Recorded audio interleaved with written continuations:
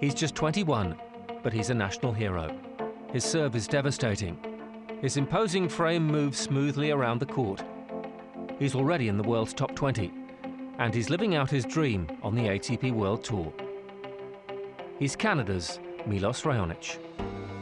Life on the tour is good. It's fun.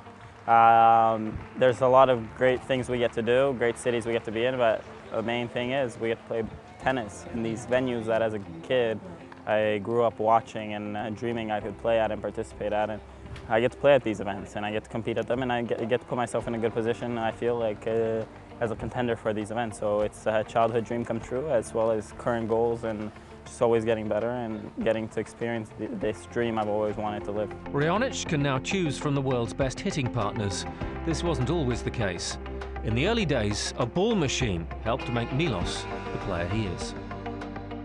When I started out, my father and we found a coach I really wanted to work with, and I wasn't good enough at the time to be in his group, and he gave us the option, Casey Curtis gave us the option that when you get good enough, I'll take you on. And he was still giving me a semi-private once a week, and the other days, me and my father, we were going early in the morning and late at night, just because the owner of the Blackmore Tennis Club, he really gave us a discount and also unlimited use of the ball machine at those times. And I would just hit, my dad would pick up balls and try to sort of incorporate the things I was learning in that 1 hour semi-private, and try to make the most of it until I got good enough in about 6 months to be inside that group, and then I started using the ball machine a little bit less. For the young Milos growing up in Montreal, there was only one player he wanted to be.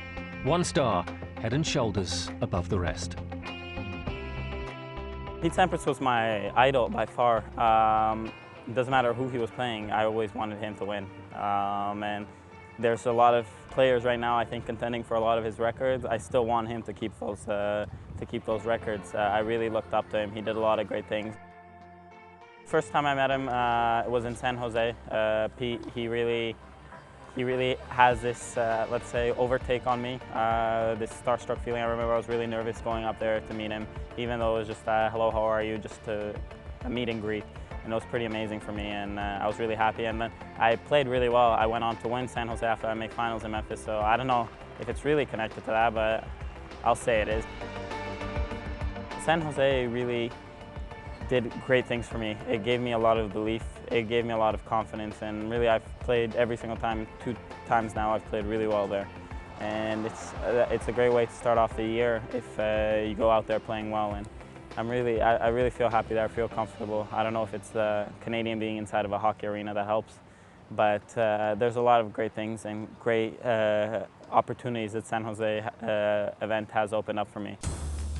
When he steps onto court, Milos casts an intimidating shadow. That 6'5" frame has always given him an advantage, especially when serving. The Canadian knows only too well that he possesses one of the most intimidating shots in the game. My serve is definitely the most important thing. I think playing poorly, if I serve well, it'll still keep me in a match, and maybe things will change at one point throughout a match. So I think it's definitely something very, very important. And then obviously I'm trying to improve on many other things. I think this year what I've been doing well is I've improved on the first shot after the serve, and I've improved my return game. I don't think there's many superstitions while I'm playing. I think the only one is really how many times I bounce the ball before my serve. I always bounce an even number of times. More so my superstitions are in my preparation to go on the court. How I get my rackets ready, when I get ready, when I warm up, what kind of food I eat. Pasta with only oil and salt. The night before I'd always eat steak. So I think on the court I don't have as many as I do for preparation for matches. He didn't make the Toronto final, but Milos savoured every moment back on home soil. He's determined to make his country proud. Toronto, or whether it be in Montreal, for me is very special. It's at home. It's as a Canadian, we spend a lot of time playing away from home. I train away from home. So just to be able to showcase my tennis back home, and sort of the event I went to watch the most times, and to see the top guys not only playing their matches but practicing on the outside courts, I get to be a part of, so that's pretty amazing.